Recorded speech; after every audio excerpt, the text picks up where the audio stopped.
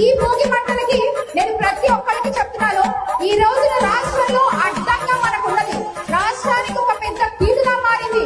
పెద్దిరెడ్డి మిథున్ రెడ్డి గారు, చెవిరెడ్డి భాస్కర్ రెడ్డి గారు, మన పిన్నెల్లి రామకృష్ణారెడ్డి గారు, జోగి రమేష్ గారు, కాకాని గోవర్ధన్ రెడ్డి గారు.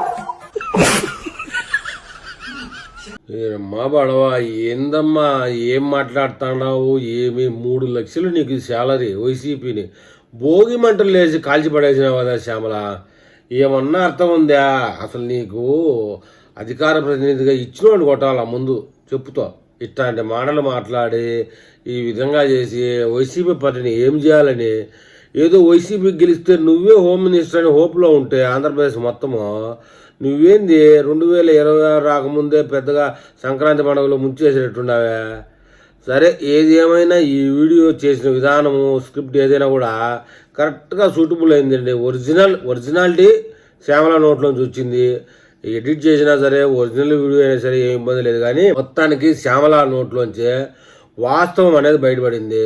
పెద్దిరెడ్డి, చెవిరెడ్డి, కాకాని గోవర్ధన్ రెడ్డి, పిన్నెలి వీళ్ళందరూ కలిపి భోగి మంట కూడా వేసుకొని కూడా చేశారు సంక్రాంతికి. జగన్మోహన్ రెడ్డి సంక్రాంతికి బెంగళూరులో ఏసీ రూమ్లో పడుకుంటారు, కార్యకర్తలేమో భోగి మంటలు వేసుకుంటారు, పార్టీ సంగతి ఏమో పైవాడు చూసుకుంటాడు. ఇది పరిస్థితి. మొత్తానికి శ్యామల చెప్పకనే చెప్పింది.